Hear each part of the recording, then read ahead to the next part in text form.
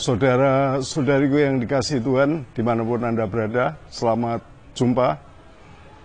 Berkat dalam, apa kabar? Ya, saya yakin Anda sekalian selalu dalam naungan kasih Tuhan, dan itulah kekuatan kita. Barangkali sekarang ini Anda sedang sibuk macam-macam. Saya ingin mengajak Anda sekalian berhenti sejenak, beristirahat sejenak, dan kita sediakan beberapa menit ke depan ini untuk menghadap Tuhan, untuk menanggapi sapaan Tuhan bagi kita. Kita awali perjumpaan kita dengan membuat tanda kemenangan Kristus dalam nama Bapa dan Putra dan Roh Kudus. Amin.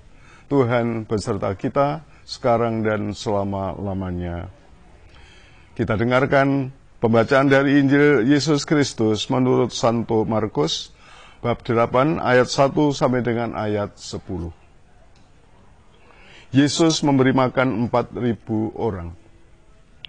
Pada waktu itu ada pula orang banyak di situ yang besar jumlahnya, dan karena mereka tidak mempunyai makanan, Yesus memanggil murid-muridnya dan berkata, "Hatiku tergerak oleh belas kasihan kepada orang banyak ini. Sudah 3 hari mereka mengikuti aku, dan mereka tidak mempunyai makanan. Dan jika mereka kusuruh pulang ke rumahnya dengan lapar, mereka akan rebah di jalan, sebab ada yang datang dari jauh."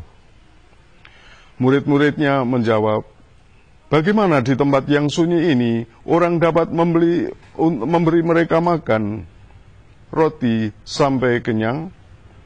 Yesus bertanya kepada mereka, "Berapa roti ada padamu?" Jawab mereka, 7. Lalu ia menyuruh orang banyak itu duduk di tanah.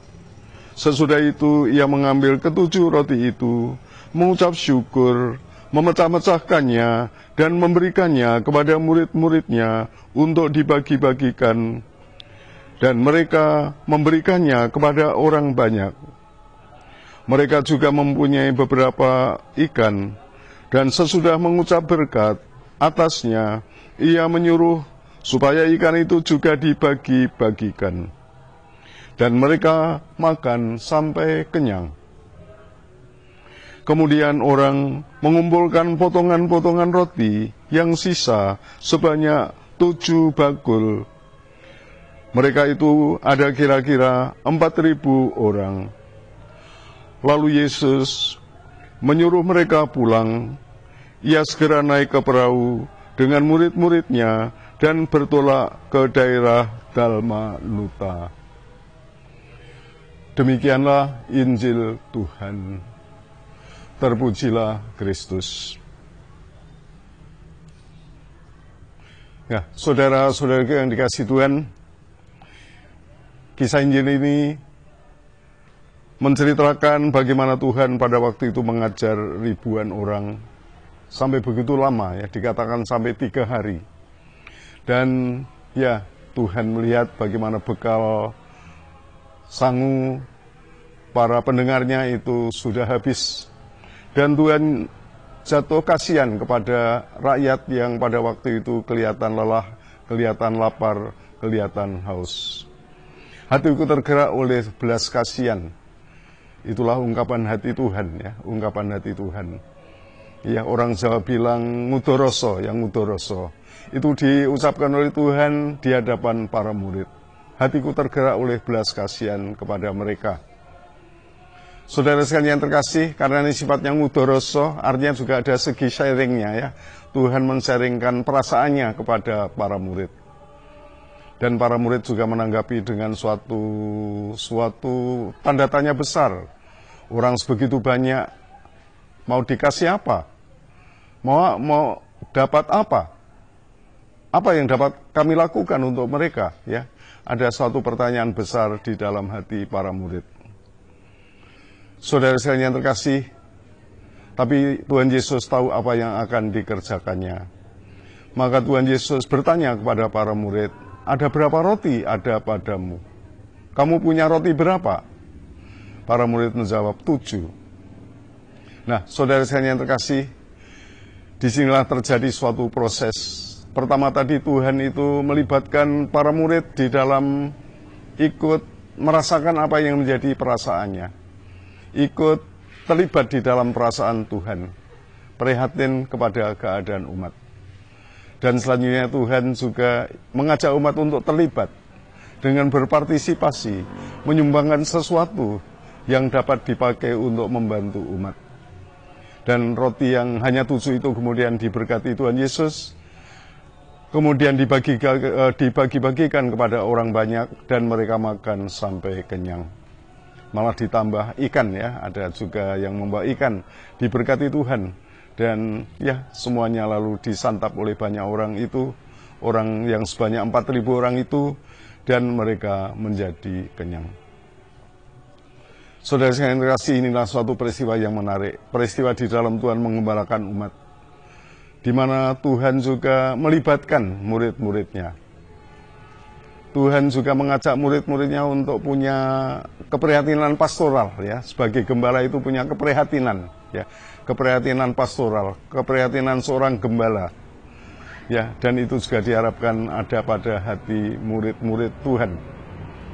Para murid Tuhan juga dilibatkan ya, dilibatkan untuk ya berbuat baik kepada mereka. Satu hal yang menarik di sini adalah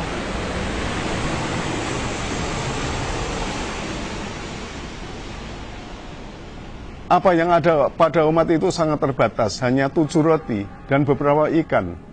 Yang disebut adalah 7 roti, tapi ternyata 7 roti itu dalam berkat Tuhan sangat bermanfaat untuk umat.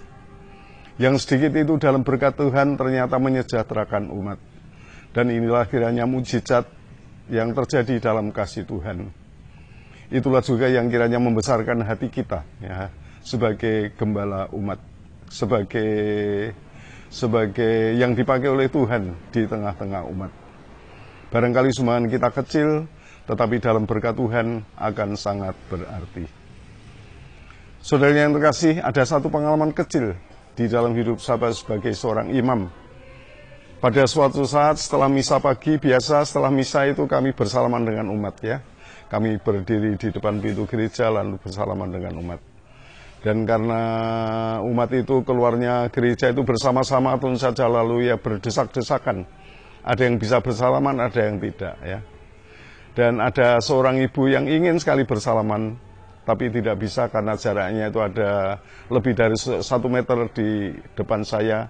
Di depannya itu masih banyak umat yang lain. Maka saya hanya memandang saja. Hanya memandang ya. Ternyata pandangan saya itu ditangkap begitu mendalam oleh ibu itu. Beberapa hari kemudian ibu itu datang ke pasturan. Romo, saya terima kasih Romo memperhatikan saya.